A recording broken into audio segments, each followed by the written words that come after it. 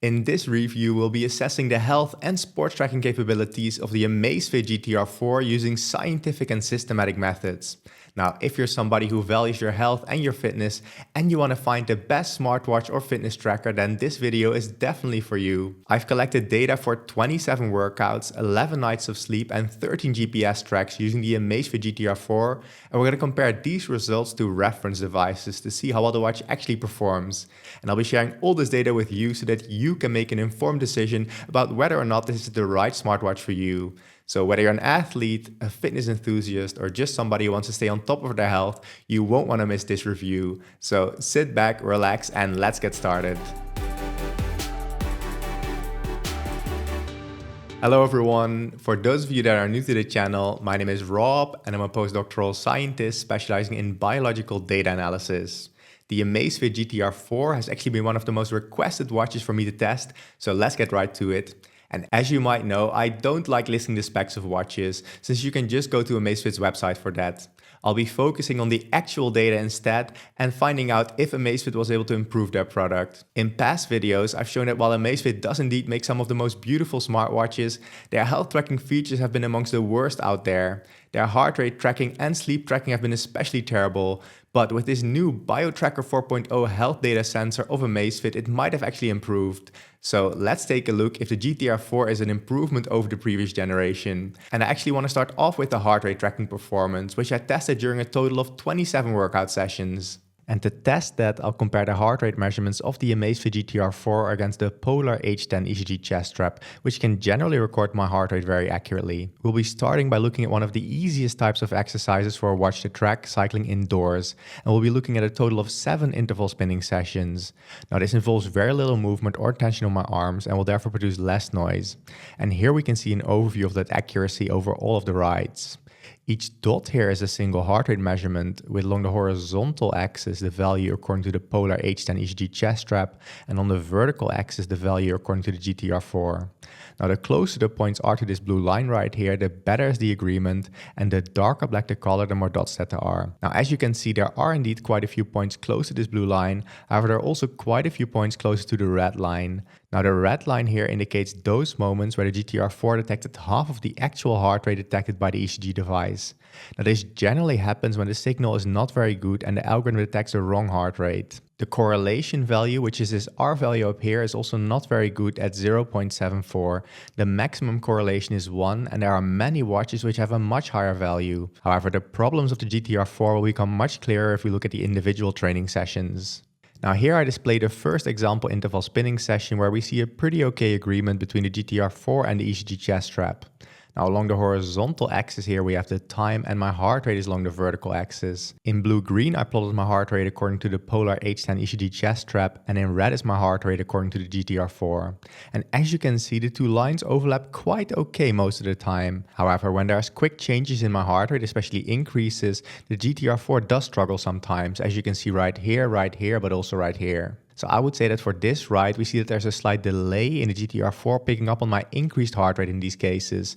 And I found that about half my training sessions are quite good in fact, like this one, but there's also quite bad ones. Now this is another example of a ride where the GTR4 performed quite well. You can see it missed a dip in my heart rate right here, and there was some delay in picking up on the increases in my heart rate, but overall it's pretty good. However, as I said, the other half of the sessions were pretty bad, like this one right here, where the GTR4 failed to pick up on my increased heart rate for about half of the training. You can see, for instance, right here in this second and fifth segment that it really didn't pick up on the peak in my heart rate. And in these other segments right here, and right here, it misses about half of the peak in my heart rate. So overall, it really only did well for the first segment, and for all the other segments, it really struggled.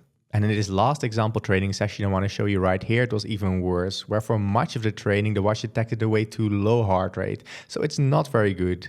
Now it seems to be a bit hit and miss if the GTR4 will actually track my heart rate accurately for indoor cycling.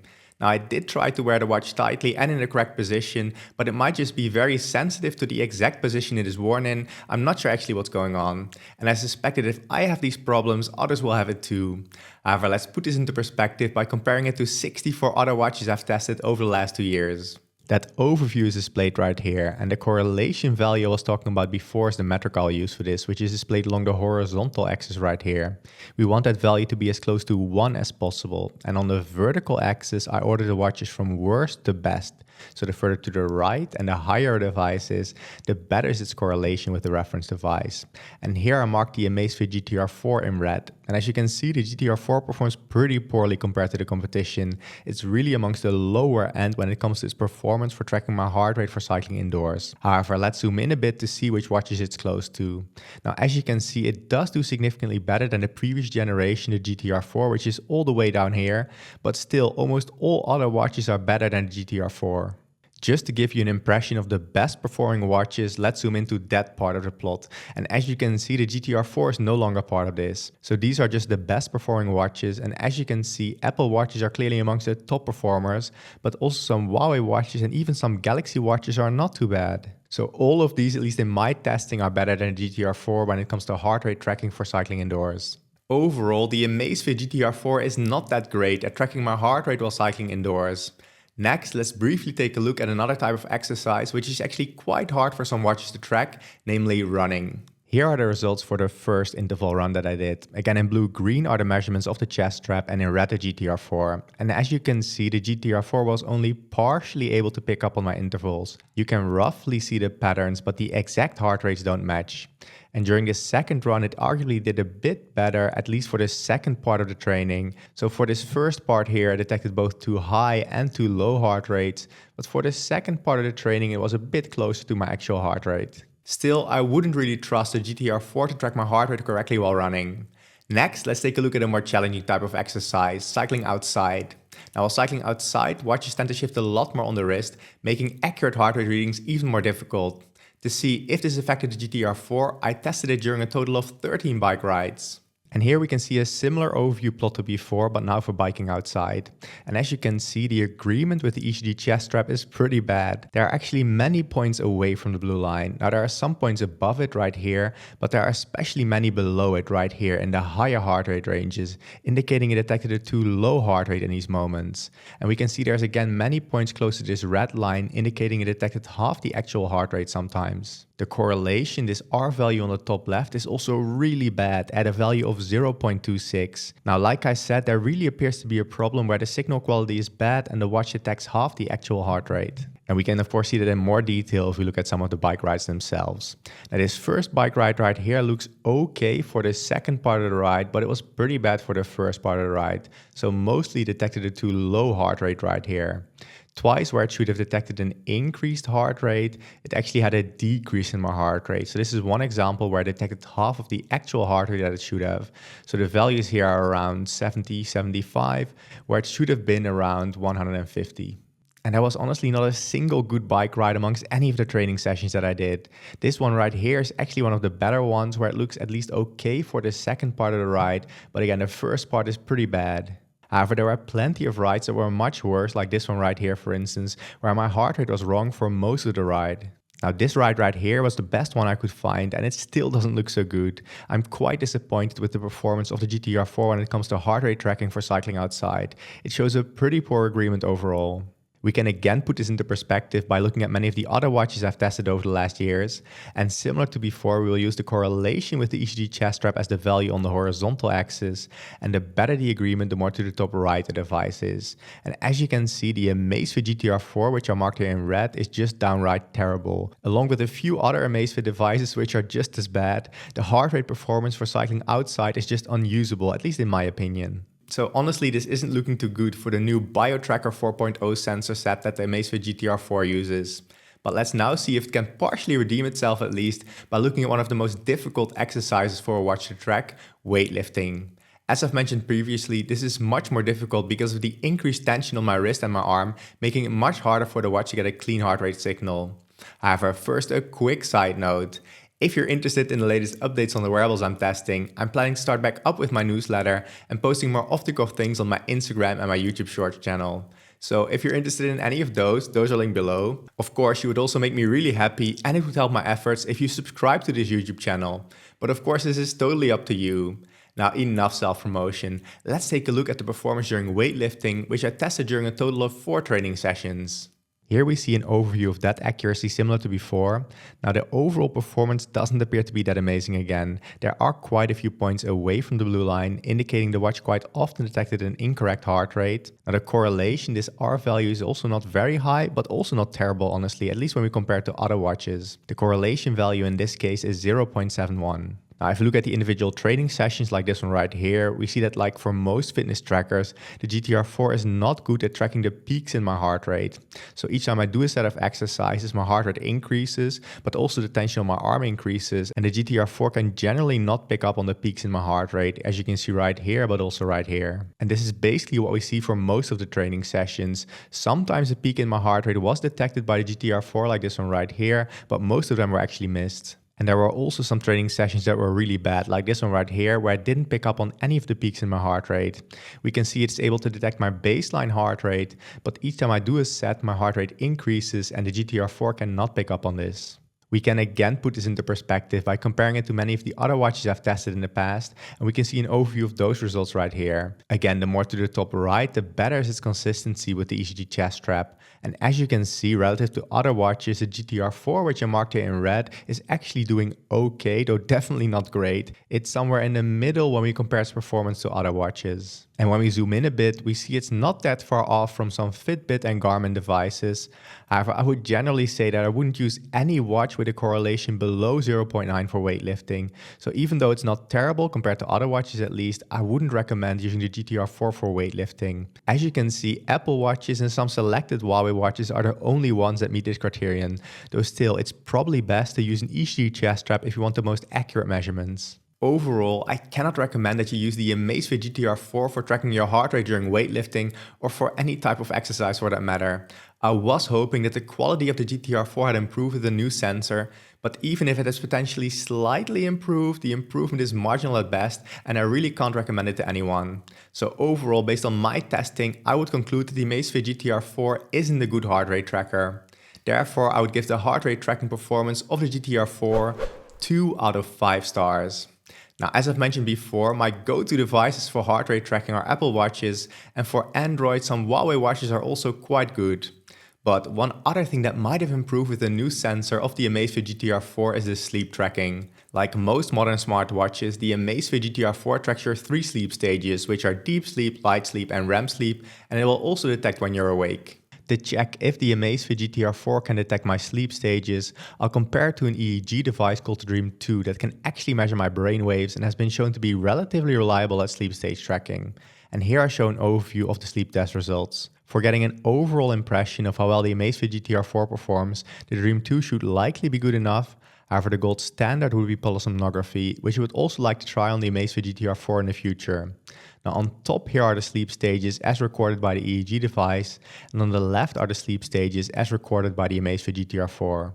I wore both the EEG device and the GTR4 to bed for 11 nights, and I will see how close the predictions of the GTR4 are to those of the EEG device. Now each column here sums to 100%, meaning that we can see what percentage of each of the sleep stages according to the Dream 2 was predicted as a sleep stage by the Amazfit GTR4. If they perfectly agree, all values along the diagonal should be 100%. Now, first of all, we see that about 40% of what was deep sleep according to the EEG device was also detected as deep sleep by the GTR4, which is honestly not that good. It actually predicted more of what the EEG device said was deep sleep as light sleep instead, at about 53%. So that means that there's quite a big disagreement between the EEG device and the GTR4. And we can see that based on the individual nights. On top here we have the sleep stages according to the Dream 2 EEG headband, with the clock time along the horizontal axis and the sleep stages on the vertical axis. And on the bottom we have a similar plot, but now for the Amazfit GTR4. I've highlighted all the EEG recorded deep sleep in purple right here. And as you can see, for this night, there's actually no agreement in terms of deep sleep between the EEG device and the GTR4. Where the EEG device detected mostly deep sleep here early in the night, the Amazfit GTR4 detected it a little bit later and also here in the middle of the night. And when the EEG device detected deep sleep, this was mostly detected as light sleep and also as REM sleep by the Amazfit GTR4.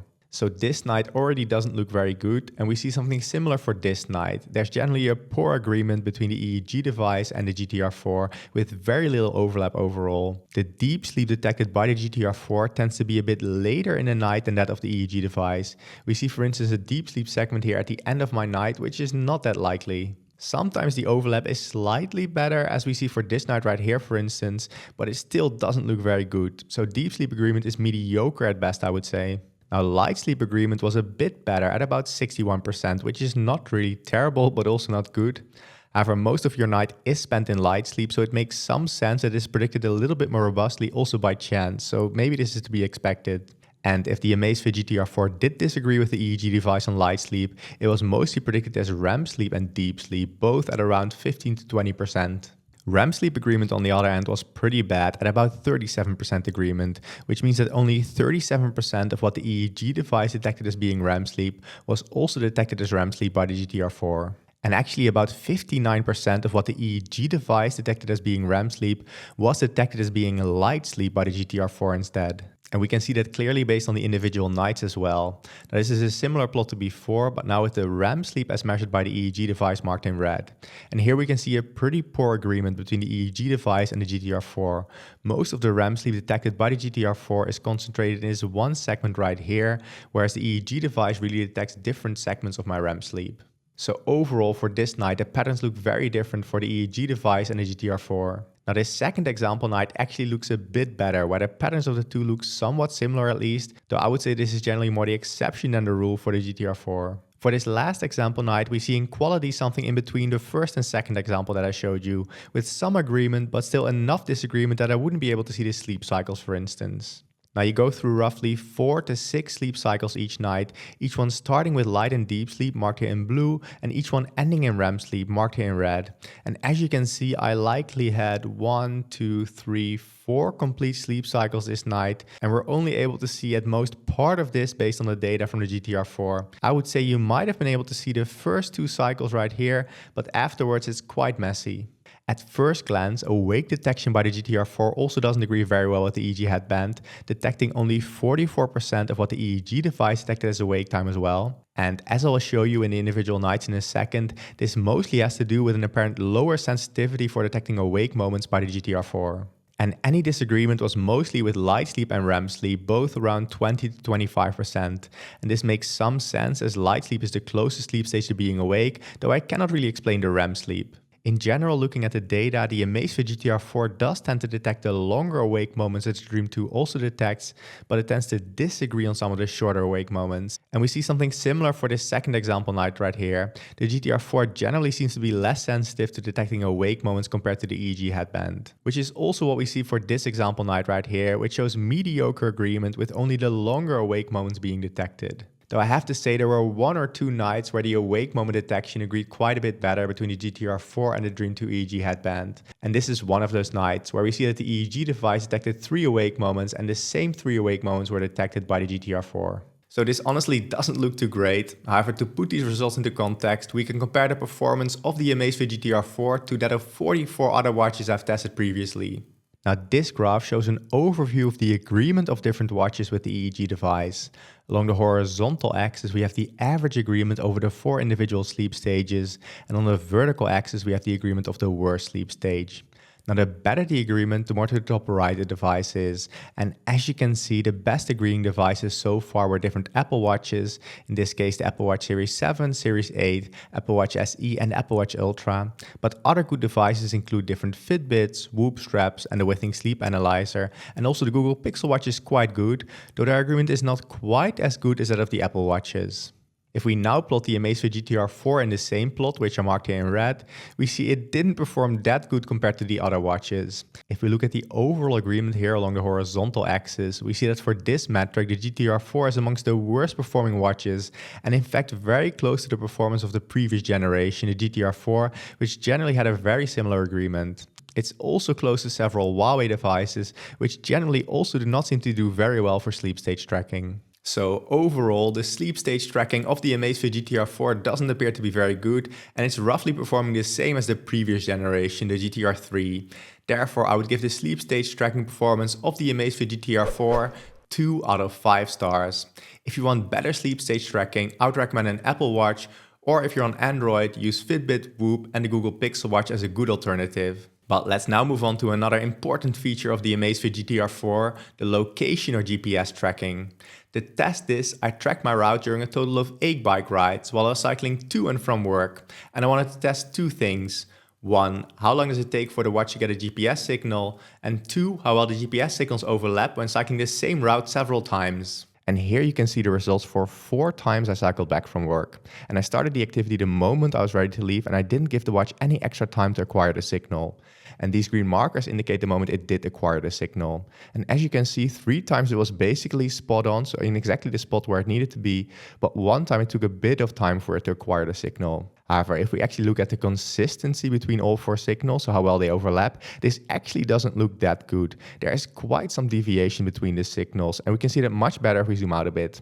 So if we zoom out, we see that there's quite some deviation between the signals, and for the entire ride, it doesn't look that good, I have to say honestly. There are moments like right here where they're a bit closer, but if we look out here, for instance, we see quite a big deviation. So just before this roundabout here, they're deviating from each other quite a bit going through buildings. So overall, I'm not too satisfied with that. Also right here, we see quite some deviation between the signal where they even cross each other sometimes. So I'm not that happy with the performance of the GTR4 for these 4 rides. It looks okay, for instance, here as well, but then later here it deviates quite a bit. And if we compare this to some of the other watches I've tested, this doesn't look that great. And we mostly see the same thing for the 4 times I cycled to work. So again, the green markers indicate the moment that it acquired the signal. And one of them I actually started over here, so let's ignore this one for now. But if you look at the 3 that I started here, so I all started them here from the corner, they're all pretty close to the corner, so the signal was acquired pretty quickly. But the overlap again is not that great. If we look right here, there's quite some deviation between the signals. And if you go along the ride, it generally shows quite a bit of deviation. So overall, the performance is definitely not great, but what does surprise me is that for part of the ride cycling to work, it actually does look good. So from roughly here on out, it does look pretty good and we see pretty consistent signals. But if we then look at cycling back from work or the first part cycling to work, it doesn't look that good. So it's a bit hit and miss. So for instance, here where I'm going through a park, this is where many devices struggle, and this is where the Amazfit GTR4 actually does quite well. So I'm not sure what's going on here. Sometimes it does quite well actually, but I don't have the feeling I can really rely on it. So based on this, I would say that the GPS tracking performance of the GTR4 generally doesn't seem too good in terms of consistency. However, for some of my testing, it did actually do quite okay, and the signals were also acquired quite quickly. I'm not exactly sure what's going on here and why it wouldn't do that well for most of the test and then do quite a bit better for another part, but it doesn't seem super reliable. However, it will give you a rough impression of your ride, and the signal is luckily acquired quite quickly.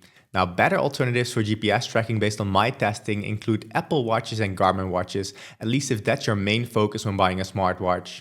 Now, still overall, I would give the GPS tracking of the GTR4 2.5 out of 5 stars.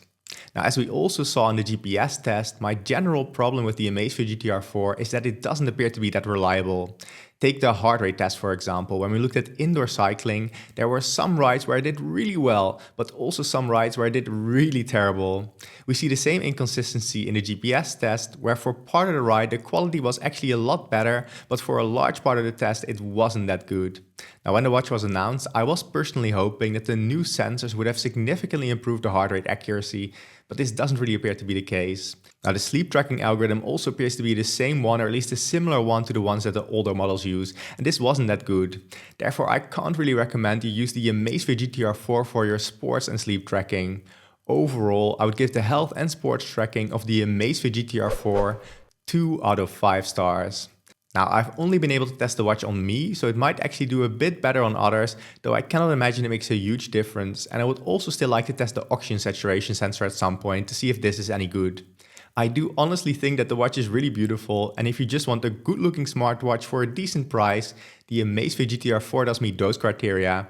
However, if you also want to track your workouts or your sleep, for instance, I would look for another watch instead. If you have an iPhone, I would actually recommend the Apple Watch SE. Now, if you're on Android and you mostly care about sleep tracking, I would recommend a Fitbit device. Now, if you want to buy an Apple Watch, another device, or anything at all on Amazon for that matter, even something as small as toilet paper, and at the same time support the channel, there are different affiliate links in the description below that do not cost you any extra, and some even provide a discount. By the way, if you want to track your general health in addition to your sleep, the Oura Ring and Whoop Strap are great, and videos on these two devices are linked right here.